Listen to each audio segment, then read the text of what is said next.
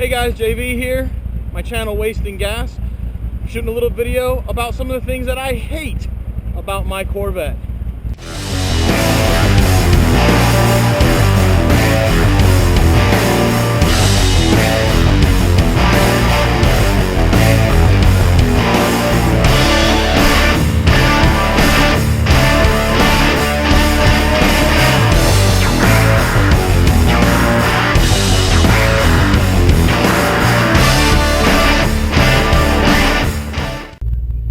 Alright guys, so this here is a video about the things that I hate about my Corvette. So I've done a video about the things that I love about my Corvette. I'll probably put a link, probably down below. Check it out, it's on my page somewhere. Can't be that hard to find, seriously. It's the Google age. Anyways, so I already done a video about things that I love about my Corvette. This is going to be a video about some of the things that I hate and can't stand about the Corvette. About this Corvette specifically. Corvettes kind of in general. Number one, the Corvette tax. Holy shnikes, the Corvette tax. So because it's got cross flags, all of a sudden that means that this part, though identical to 5 other GM vehicles, is going to cost 10 times more. I've bought parts for this thing that have a different part number because it's for the Corvette, but the part is identical to the Camaro or some other car, and all of a sudden it's 10 times the price. It's absolutely asinine. Oh, but you bought an expensive car, so that means you must be able to afford to spend it. What the hell does that have to do with it? That's got nothing to do with it. What is wrong with you? Also, because I make more money than I should just automatically have to pay more for everything? That's fucking crazy. Alright, anyways, so anger aside, yeah, the Corvette tax is pretty ridiculous, all right? Everything, you know, you brand it with a freaking Corvette symbol on it, and all of a sudden, you got to shell out more money for it, and everything's more expensive, and working on more expensive. There is nothing different about this car than any other freaking car on the road, all right? Let me tell you, this isn't some crazy, hyper exotic that you need 6 months of training to be able to remove a wheel and tire. It's an American-made car, like Jeremy Clarkson likes to say, by 2 fat men in Kentucky. And they did an amazing job, but, man, it's not worth all that craziness. It really isn't. The next thing I hate about this car is the build quality. Now, anyone that's owned a C4, C5, something like that, one of the older vets, this is light years ahead of what they are. And the interior is much, much nicer, much more refined. But the reality is, it's still not that great. The C7 definitely grew leaps and bounds. Those are pretty incredible. I'm not going to say world class, but they're nice. This, however, is still missing some stuff. I don't know if you can see, but like, my whole seat moves. The whole seat back. There's like 2 inches of play, and that's not pulling the little latch up to move it forward. It just moves. I don't know. Some of my videos before where I've got some track stuff, check out the montage, or you know what, maybe I'll just put in a clip right here.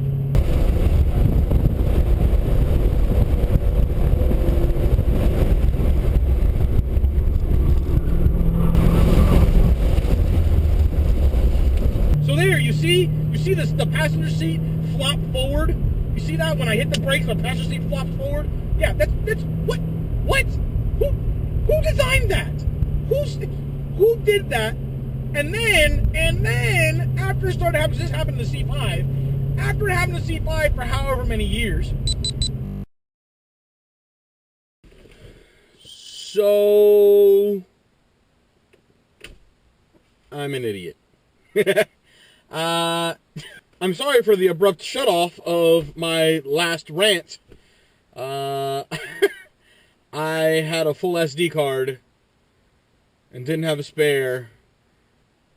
And I'm an idiot because I'd been shooting all this content and downloading on the computer and editing and doing all that kind of stuff. And then I never actually cleared out the SD card that I had in the camera. So it shut off midway through a rant.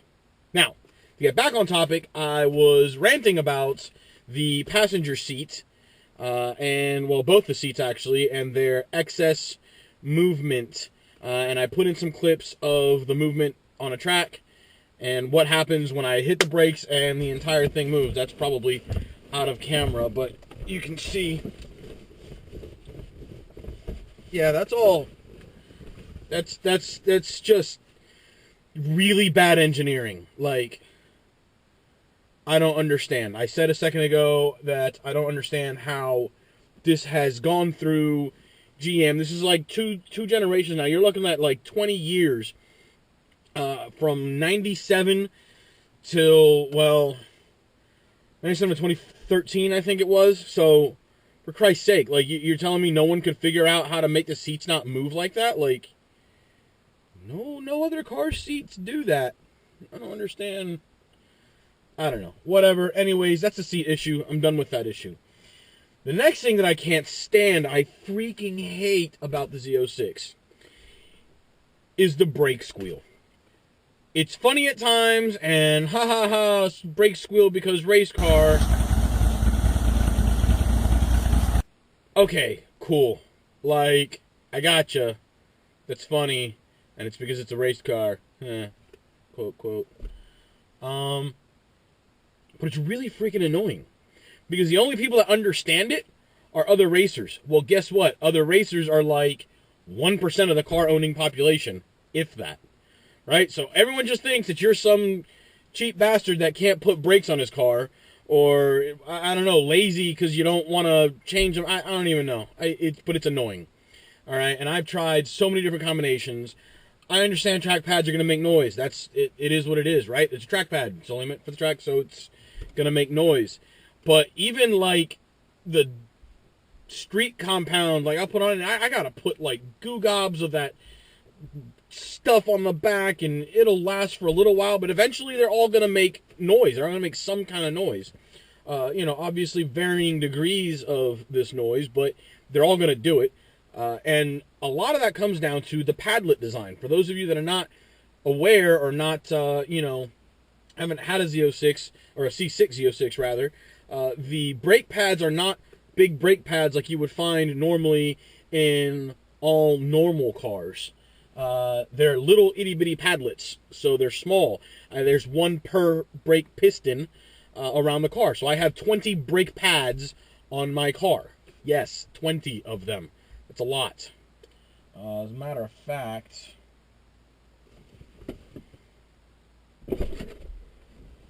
I'm going to show you. By the magic of YouTube, and poof! So this is the standard brake pad for a base C6 Corvette.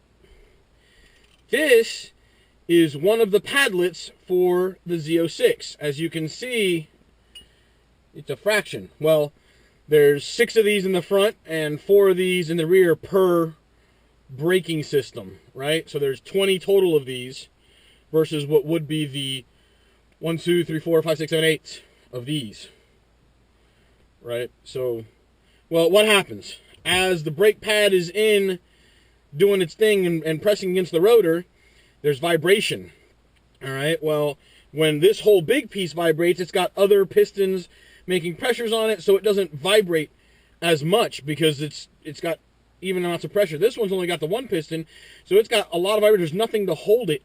There's nothing to help it stop vibrating. So I have 20 little itty-bitty things making noise and vibrating and being annoying. It's really annoying. Anyways.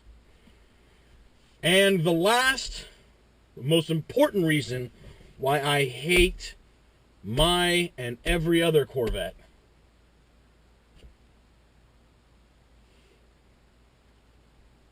Corvette owners. Oh my God, the people that own Corvettes are complete and total douchebags. Oh! It is insane, some of these people. It's you've got the guy that thinks this is some $1 million Ferrari. Like, hey, bro, it's a cool car. I love the car. I've had one now for, holy shit, about a decade, since I was 24, So more than a decade. Wow. Damn, I've had Corvettes in my life a long time. Anyways, I've had one for a long time. I've had 3 of them. 3, yes. I can count. You know, but the people that you meet, dude, it's crazy. This is not $1 million freaking car. It's a Chevy, for Christ's sake. I know that we try to disassociate as much, and there actually isn't a single Chevy emblem on the car. The C5s, the only Chevy emblem you could find was on the rear tag bracket, the license plate bracket. There was a Chevy emblem on there. The C6s, I have yet to see one. I haven't seen a single Chevy emblem on here, which I like. Good job, GM, and branding the Chevy out of the car. However, it is still a Chevy. It's a Chevrolet. Come on, people. It's not that serious. Like, it's really not that serious. All right? So, the owners, you got the owner that thinks it's some crazy hyper exotic, and, oh, you got to treat it with kids. Man, no. Stop. Then you got the guys, it's usually similar vein, where you got the guys that you know, oh my God, you did something to your car. It's not completely factory stock. There's no way you can modify your car. It's going to destroy its value, and you can't do this. And my car never sees rain, and my car's never left its garage, and it's got 5 miles on the clock, and I've owned it for 10 years. Hey, cool story, bro. I'm paying a lot of money for this car. I'm going to use it. I'm going to use the hell out of it. If it's some kind of crazy valuable car that appreciates, well then I understand trying to play some of those games with values and whatnot. But this car is going to depreciate a lot. Like a lot. So, I don't understand. Like, use it. Use the car. Use what it was meant for. Don't insult the engineers. They spend a lot of hard time and a lot of work to make it do what it can do. You know, have fun with it. Enjoy it. You're paying for it. I'm sure we've all seen the meme or seen the, heard the joke of, not putting miles on your car to keep the value is like not doing fun things with your girlfriend so that the next boyfriend can have fun. Like, it just doesn't make any sense to me. Again, if it were an appreciating asset, then I get that. But it's a depreciating one, and a heavy depreciation. Like, it's not even a little bit. It depreciates a lot. So it just doesn't make any sense to me why people treat them like they're some kind of whatevers. And then you've got the hardcore track rats that if your car isn't making 700 horsepower and has aero out the yin-yang and spends every weekend on the track, every weekend that's all it's used for, like, then you're completely wasting the car too. Well, I mean, I gotcha, kind of. I don't know. Me personally, I use the car for a lot of different things. I do a lot of track work. I do highway cruises. I like using it as a Grand Tourer. It's a great GT car. I enjoy driving it to the little shows and parking lot things. And, to me, it's a great all-around car. It can do a little bit of everything, which is what I enjoy about it. Some people get a little, wrapped around the axle with it. I don't know. I don't get it. But that's them, I guess. Do your thing. But the point is that the Corvette owners, they tend to have these likes, and I'm sure that goes to all cars, but they get really, really defensive about it. Like, they get really, like, even if you own a Corvette, if you don't fit their way of owning a Corvette, then you don't belong with them, right? And that's all these separate little groups within the Corvette owners. And then, obviously, you've got douchebag that knows nothing about cars at all and thinks that he's got God's gift to cars. And you have the guy, I mean, I don't know. It's just, they're oh, God. People always ask me, why don't you ever join a Corvette club? I'm like, well, I've been to a couple meetings. I've done a few things. But you know what the issue is? They're full of Corvette owners. And I don't like Corvette owners. It is what it is. There's a high chance probability that if you meet a douchebag car owner, he probably owns a Corvette. I'm sorry, but it's the truth. All right? It is what it is. They're annoying as hell. Anyways, whatever. Here to YouTube land, though, I promise you, we're not all horrible. And I do like other cars. I've had Mustangs. I supercharged it. I've had Hondas. I've done nitrous cars. I've done turbo cars. I love imports, and I love the Germans. I love my Mercedes. I'd love to get into the AMG line someday with those. I love all kinds of cars. I make fun of the GTR sometimes on the track, but it's an amazing car, and if I had an opportunity to buy one, I would. They're great cars. I don't like Porsche. It's got nothing to do with this. But point is, I promise you guys, we're not all complete jerks. Like, some of us really are just car enthusiasts. Some of us really did just purchase a car because it currently does what we like it to do. So, anyways, that was a quick video on the things that I hate about my Corvette. Obviously, I love my Corvette. I've had 3 of them in the past. I've owned one, had one as a part of my life since I was 24 years old. So you're looking at 11 years now. Clearly, I love the car. But like anything in life, there's ups and downs, right? So this was just a list of some of the downs of owning this car. Anyways, if you're new to the channel, make sure you go subscribe down below. Leave me a comment. Tell me what you like or love about Corvettes. Tell me what you like or love about your car, about any car, whatever, right? Tell me how you feel about the owners of those cars, because sometimes that's, you know, half the battle there. So make sure you leave a comment, give a thumbs up, share this video, share my other videos, enjoy them, and I will catch you guys on the flip side. Brakes!